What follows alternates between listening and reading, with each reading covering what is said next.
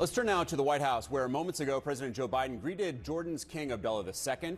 The Arab leader is expected to press Biden on a ceasefire between Israel and Hamas. But on the other side, Biden is facing a resistant Israeli Prime Minister, Benjamin Netanyahu. CNN has learned that Biden is growing more frustrated with Netanyahu and Israel's tactics in Gaza. Netanyahu, for his part, is vowing to go after Hamas in their last refuge of Rafah in southern Gaza. But Rafah is also the last refuge for roughly more than a million Palestinian civilians. That's why the U.S., the U.K., as well as other allies are all urging Israel to scrap that planned offensive. Now, it hasn't started yet, but Rafah was bombarded overnight heavily, Israel launching ground and air operations, which were part of a successful operation to free 2 hostages from Hamas captivity in Rafah. But in the process, dozens of Palestinians were reportedly killed. Joining us now is Israeli government spokesman Avi Hyman. Avi, thank you so much for joining us. Israeli forces pulled off a remarkable rescue of these 2 older men, getting them out of Rafah. Of course, everyone happy that they're home. We saw those scenes of joy earlier today. But at the same time, scores of Palestinian civilians were killed in that bombing of Rafah. So how does the Israeli government make that calculation? What amount of collateral damage is acceptable to rescue a hostage? Alex, thank you very much for having me on. My heart goes out to the people of Texas after the shooting today. Let me say that the entire country, all of Israel, breathed a huge sigh of relief this morning at the news and the sights of those 2 elderly Israeli civilians that were being held in a regular civilian apartment block in Gaza by terrorists. We were very, very happy to see that sight. I'm aware that scores of terrorists were killed, scores of Hamas people were killed. I would caution you on using information coming out of Hamas, who always knee-jerk say that any deaths are civilian deaths. Right, but you don't think that there were any civilians among the around 100 or more than 100 who, according to the Palestinian Red Crescent, were killed? Again, those numbers are coming out of Hamas. I cannot confirm those numbers at all. What I can tell you is that scores of terrorists were killed. I can tell you that it was a valiant mission where our special forces, a joint group of forces, went in to that civilian building and encountered fire from all directions, from buildings all around. There was a lot of terrorists trying to make sure that we didn't free those hostages, but we needed to send a message to Hamas. We needed to send a message to Israel and to the entire world that we care about every last hostage. We said from day one that we will destroy Hamas and we will bring home every last hostage. I'll remind your viewers that there's still 134 Israelis being held by Hamas, and that is a crime against humanity.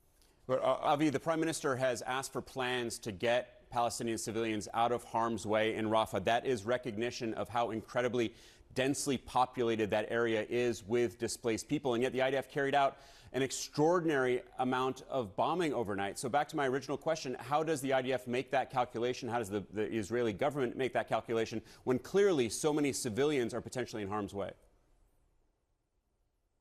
Alex, when the dust settles on this war, and when the real numbers come through and the analysis is done, I'm confident, and this is already being said by military experts around the world, I'm confident that you will see that Israel has gone over and above any other army in history to avoid civilian casualties. Now, when we talk about Rafah and what will happen, again, we're not going in guns a-blazing. The Prime Minister has asked for a plan to be put forward to evacuate the civilians of Rafah. Our fight is not with the people of Gaza, it is with Hamas.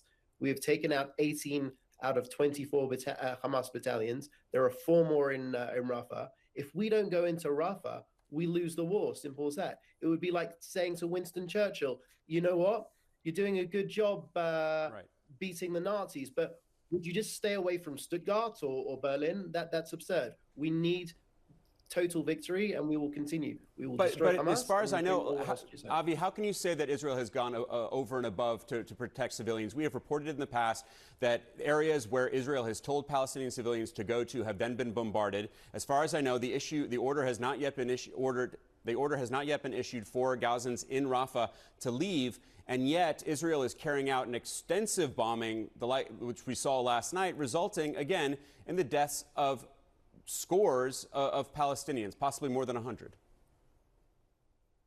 We have killed, we've put out of action over 20,000 Hamas terrorists killed or injured, over 12,000 dead. We will continue on our mission to target Hamas. Again, you're telling me that there were civilians. I'm not aware of that. I've heard of a targeted mission. And again, I don't know of any other army that has gone to the extent to which Israel does, of dropping leaflets, of making millions of phone calls. And we have a historic precedent from just a few months ago when we evacuated the north of Gaza and people moved down to the south. So I'm not sure what the question is here. We've done it already and we'll do it again. We do not want to target civilians, and we will move them out of harm's way while Hamas will do their utmost to keep them in harm's way. Okay, so that is what will happen. We have seen video of the aftermath, including dead children. I do want to ask you about something that Prime Minister Netanyahu said yesterday, saying that for every one Hamas terrorist killed, one Palestinian civilian was killed. And he was saying that that is quite a low ratio. And that is indeed lower than we've heard in the past from the IDF. Can you clarify how the Prime Minister got to that number? The Prime Minister has all of the information at his fingertips. The Prime Minister has given that a one-on-one ratio, which I challenge you to find with any other army in the world. Those calculations are made in the same way that any other army would make. And I don't know of any army that has achieved that. Because ultimately, Israel, we love life and Hamas loves death. Those soldiers ran in to that building and they hugged our civilians and they protected them with their bodies, while Hamas runs behind their own people and uses their own people, their own civilians' bodies as human shields. We will continue to act in the most moral and targeted way. But Avi, you may say Hamas loves death, but Palestinians, normal Palestinians who are being killed by the thousands, they love life as well, and they are dying in this ongoing military operation. I just want to ask you, we only have a couple seconds left. The United States is now pushing for a humanitarian pause. Is this something that you think Israel is going to agree to? Or does the Netanyahu government want to press forward with its operation in Rafah before implementing a pause? I'm not sure how you're defining a humanitarian pause. If this is some kind of stop in the fighting, a break in the fighting. If it's to release hostages, as we've done in the past multiple times, maybe it will. It could be discussed. But if you're talking about a ceasefire, that would be capitulation to Hamas. So the question isn't clear enough for me to give a clear answer. It is being discussed. In fact, it's going to be discussed tomorrow in Cairo. Do you know whether Mossad Director David Barnea will be going to that meeting with the CIA Director Bill Burns?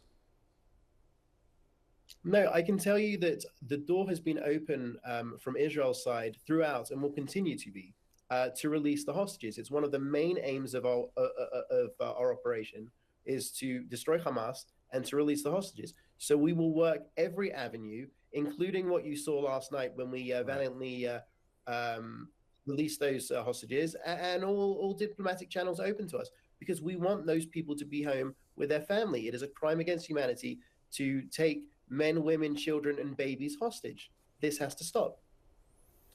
All right, Avi Hyman, spokesman for the Israeli government. We need to leave it there. Thank you very much for your time today. Thank you, Alex. And we'll be right back.